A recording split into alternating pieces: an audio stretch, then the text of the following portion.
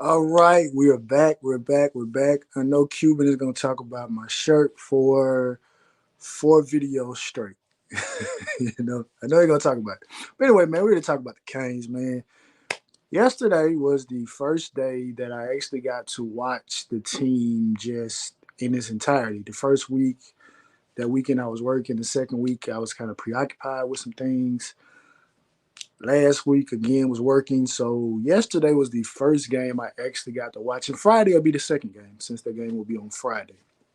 That I actually get to sit there and watch the team, right? So all my past analysis has just been about kind of just watching it kind of from my phone, condensed, games and stuff like that. So this will be my actual first full thorough kind of analysis of what I was able to see, right? And I don't have to talk about Cam Ward. I don't have to. The reason I don't have to talk about Cam Ward is because he's as advertised, right? The media pundits finally got one right. And to their credit, this is a great one to get right. I must say, this is a great one to get right. You know what I mean? It's a great one to get right. Just his command of the offense. I called in the Coach Hayes show and I told him, I said, man, it was somewhat reminiscent of anyone that plays like I think it was Madden, right? And one of the attributes that quarterbacks would have, I think Russell Wilson had, it was like blitz radar, which like once he got in the zone, like at pre-snap, he could see like where the blitz was coming from. And then I think on like Madden Ultimate Team, I think it was like a Peyton Manning feature where like you could actually see what the defense was in, pre-snap, right? So, and to me, that seems like I mean, that seems to me like what he's doing. Like he knows what the defense is doing. And again, I've watched a lot more college football this year simply because I'm doing commentary on Michigan State. I'm doing commentary on Syracuse, and so obviously I'm really not going to compare Cam Ward and Aiden Childs because Aiden Childs he's still a raw. He's still very raw. But looking at Kyle McCord, and comparing that to Cam Ward, I see some similarities, but I do see the fact that Cam Ward is above that. You know what I mean? He's above that. And kind of just looking at the assortment of games that I'm watching because I got a fantasy team that I'm managing, so I'm switching players out each and every week. I'm looking at different quarterbacks to kind of see, do I want to try to go get this quarterback for my team or should I let this guy go? And so I'm watching a multitude of games, but every time I watch another team quarterback play, I look at it and say, it's not good as Cam Ward. And I'm not I'm not saying it to be biased, right? I'm just being 1,000% honest. I do not see another quarterback in college football operating at that level. I don't. I think it's an open and shut case as of right now. Obviously, we're still relatively early in the season. We're only a couple of games into the season, so there's a lot more games to be played. But if you look at what he's doing right now, it's different. I mean, even the play that got called back, the play where he's dead to rights, they called it down, his knees on the ground, but just to have the awareness to like, hey, look, my running back right here. Let me throw it to you. Go ahead and get the first down. Like, that's instinctual. That's backyard football at its finest, but we're talking about backyard football in a very structured setting. And albeit he was down, but the fact of the matter that you just knew that he was right there, like you didn't just recklessly just toss it back, like you like, oh, you right there, hey, take it. You know what I'm saying? And the more I watch Cam Ward play, the more sad I get. And the reason I get sad is because I know he's not going to be here next year. And I know that regardless of what direction we go with in quarterback, whether it's the form system, we bring in Emery or whatever the situation is, I just don't see a situation where we go get a guy like that. Even watching Dylan Gabriel, right, who was just spectacular at Oklahoma last year, and he's playing relatively well at Oregon. You know what I'm saying? But even he does not look this masterful. You know what I mean? The the cockiness of it, I don't like saying arrogant. The cockiness of it, the confidence of it it says Kane all over, right? It says Kane all over. This is 80s Miami in many aspects. One of the plays I recall from the game, the quarterback threw the ball short. Meets Powell comes up, makes a big time tackle, and it's just like the cameras that zooms in on him, and he's like, "Man, what are y'all doing? Y'all know, y'all know what this is, man. Like these people don't need to be on the field with us, right?" And I love this. I mean, I absolutely love this. But again, like I said, I get sad because a lot of this is not going to be here next year. You know what I mean? And so it's going to be a lot of big shoes to fill, but I don't want to talk about next year. Let's just talk about USF. But Coach Cristobal and company, you have done a masterful job in talent acquisition, getting the right guys in the portals to come in and make things happen, right? So I was able to hang out with the guys last night for a few minutes. I know South Coast said he had to get up early. He was watching something F1 related. Shout out to Team Red Bull. But we were just chopping it up, man. And, I was on there, being, trolling and stuff like that, talking about, the '01 team, whatever, and all that. But in any regard, one of the things that, I think is concerning people is the lack of a running game. And I said this, man. And again, like I said, I try to be as level headed and as non biased or try to live in the moment as possible. But there are instances in which you just maybe have to look at something and say, you know what, we're just looking at something that is the one that once in a that the scenario of like, oh, well, 9 out of 10. Maybe we're looking at a 1 out of 10 chance, right? And what I mean by that is like maybe we're looking at a 1 out of 10 situation where it's like, hey, we ain't gotta run the ball like that. Because this is my theory of it, right? And this, I mean, because obviously the coaching staff know Lottie's not going to be here next year, right? So it's imperative that in these particular games, if we can run the score up early, run it up. Because the quicker we run the score up, the quicker we can get the younger guys on the field to play meaningful snaps. Meaningful snaps. And what I mean by meaningful snaps is because you have this situation where people throw out, oh, well, we played a crap ton of freshmen and stuff like that, and they got all these reps. But simple mathematics will tell you if you have a player that's, let's just say you're on punt team, right? Let's be very, very specific, short. If you're on punt team, and let's say we punt the ball 5 times a game, right? On average, right? So that's five. 5 times is 12 games. 5 times 12 is 60.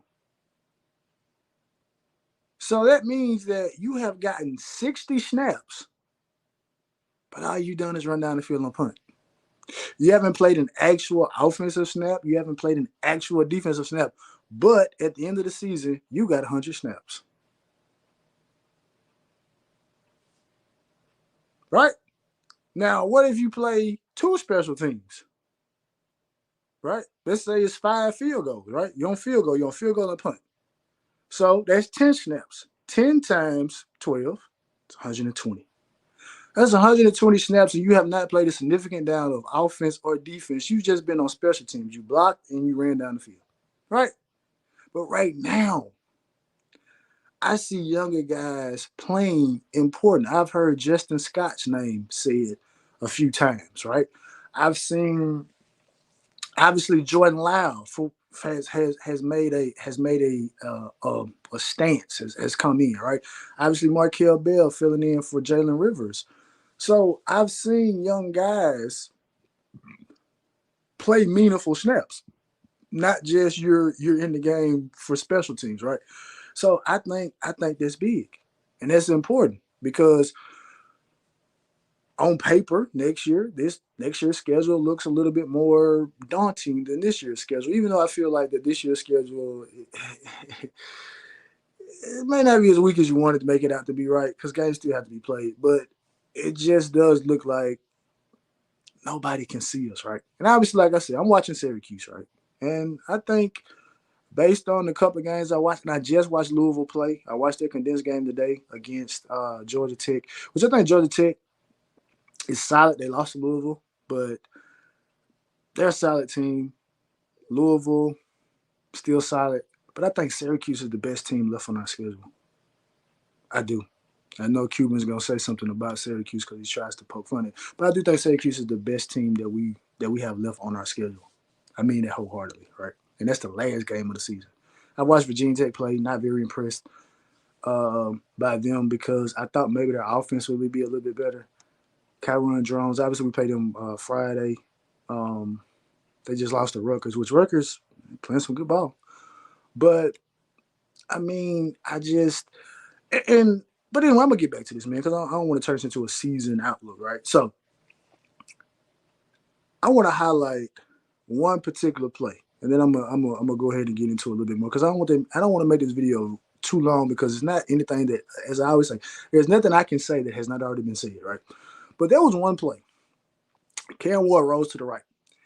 I see the guy beat our left tackle, and something in my mind said he's not gonna tackle Cam Ward. He's gonna miss the tackle, and sure enough, he missed the tackle. Cam Ward went right back over there to the left.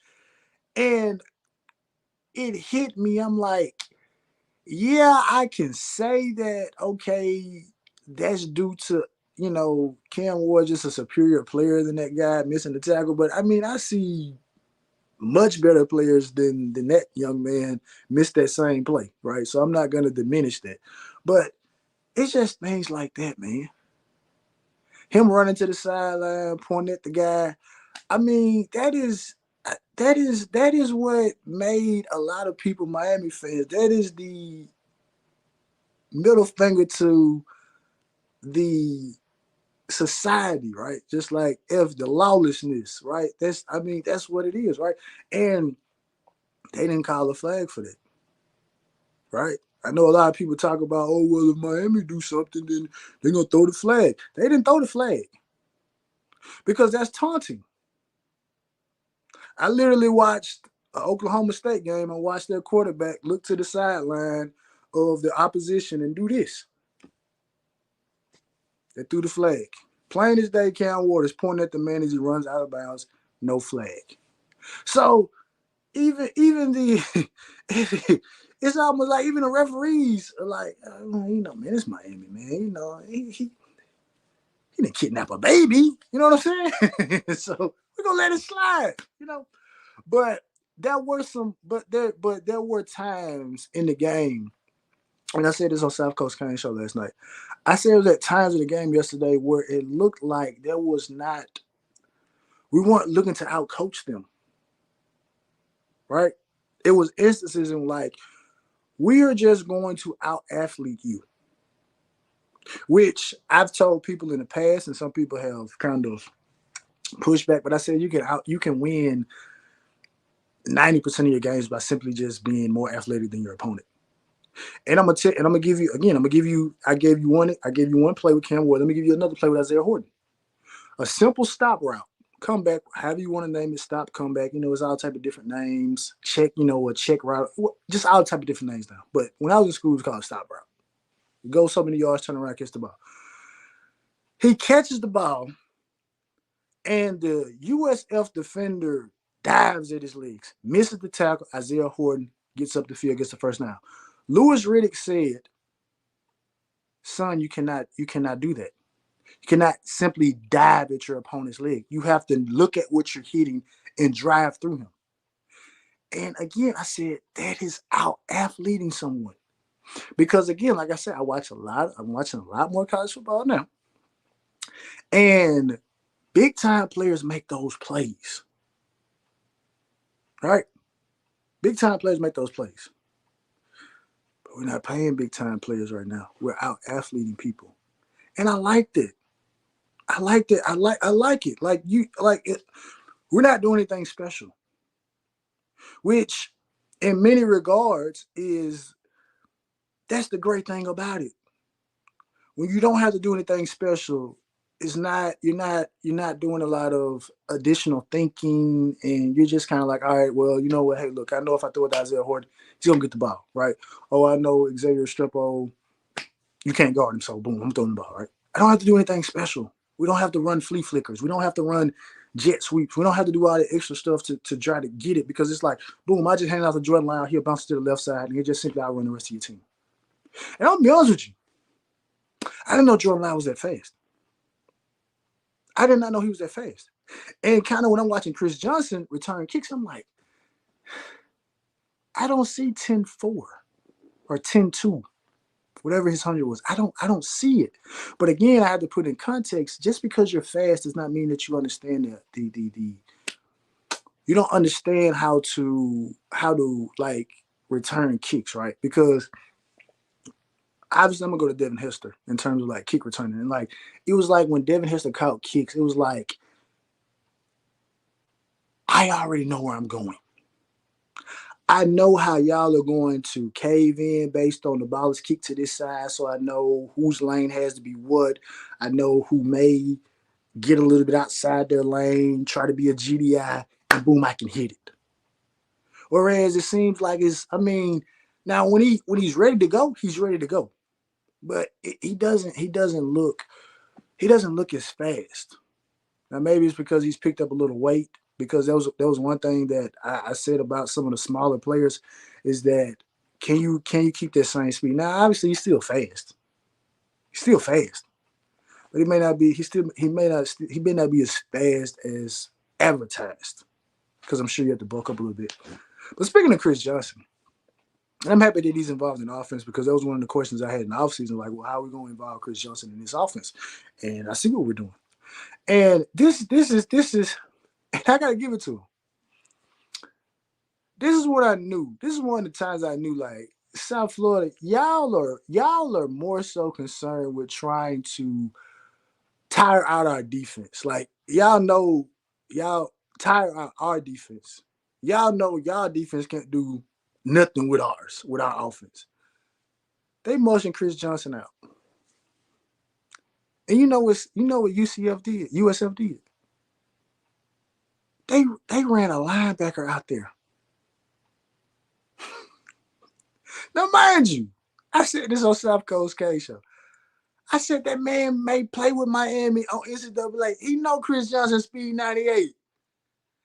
I mean, you can look at him running out there. He like, I mean, where's the corner?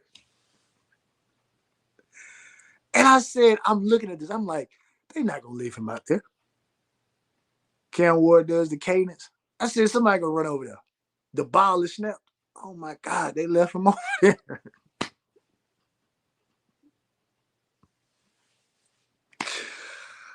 I said, man, we not like,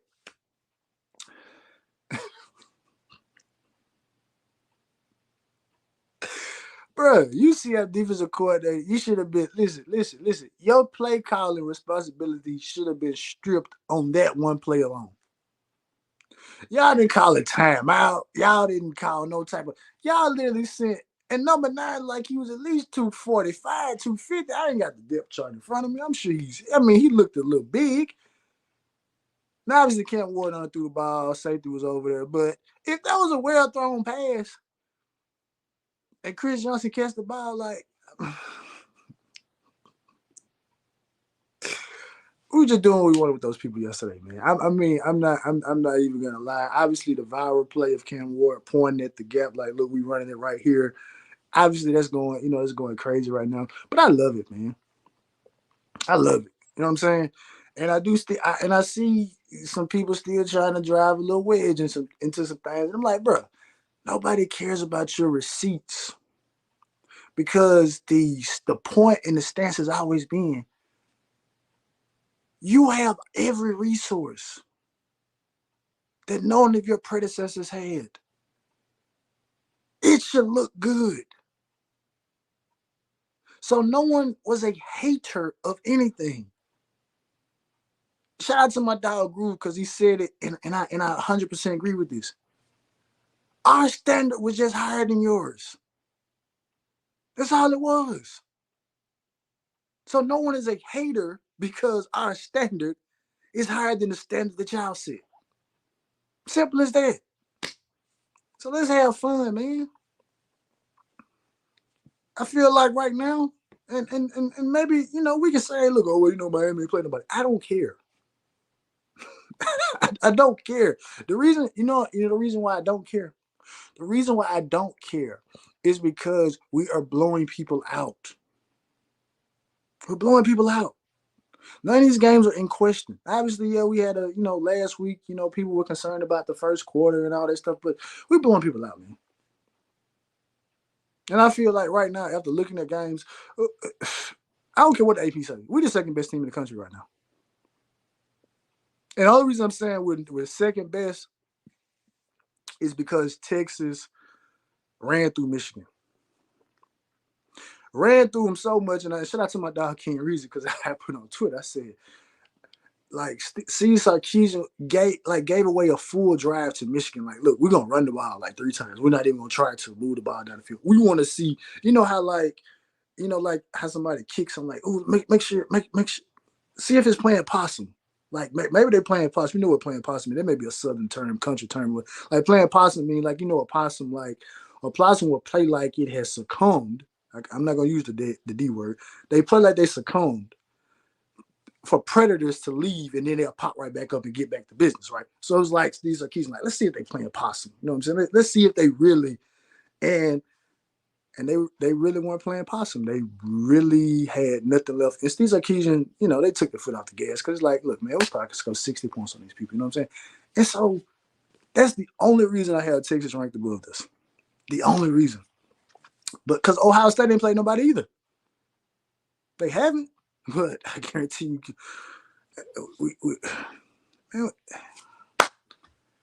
we're number 2 team in the country, man. I don't care what AP polls say. I don't care. We are the number 2 team in the country, bar none. Like, like right now. Obviously, things can change in the future, but we're just talking about right now. And again, like I said on another video, I had Oregon winning it all this year, But if we keep looking like this, a Miami versus Texas national championship, it's on the horizon, baby. But again, like I say, man, it ain't much I can say about this game, man. What did y'all want me to say? There's nothing to say. It was utter dominance. Now, I know some people were talking about like the hurry up and stuff like that, and that was something that North Carolina, they did to us last year in the third quarter, and they were able to score, 3 different possessions. But it's like, we're not gonna play anybody else that does that. And for someone to say, oh well, teams in the future they may adopt it, you're not gonna just adopt it for one game. If you feel like that's a successful formula, you're not just gonna wait till you play the Miami to do it. You're gonna do it. You're gonna do it against the rest of the opponents. So I don't buy that logic, because you got to be in shape to do that. That's what made it so unique when Oregon initially did it back in the day. That's what made it so captivating, right? That's what had Nick Saban talking about, well, man, we got to think about the safety of the players. We don't get to rep. We don't get to sub out our 350-pound guys. Nobody cares, Nick. Recruit differently. And that's what Nick did. So, and the story goes on. But in any regard, man, like I said, man, ain't nothing I can say, man. Cane's up, man. We number 2 team in the country, in my opinion. I don't care what everybody else say.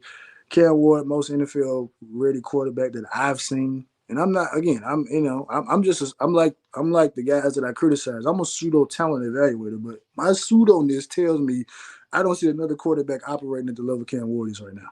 I don't see it. But with that being said, man, I'm out. And please, I hope, I hope y'all do watch the other videos and stuff like that, because again, I think there's a minority amount of Cane fans that like watching other teams and like watching college football in general. I know you got the hardcores who just like, yeah, shit, we're gonna watch you Miami stuff, but all that Michigan State and Syracuse and just the recap of the week, you can keep that, dog. But the ones that like rocking with everything, stay tuned, man. Let's rock out. But anyway, man, it's all about the you, man. It is. It really is. And even though in the back of my mind, I'm sad because I know that you're not going to have this next year. We're going to live in the moment, baby. With that being said, man, like, share, subscribe, comment, man. I'm out. Peace. And Cuban, stop talking about my doggone shirt.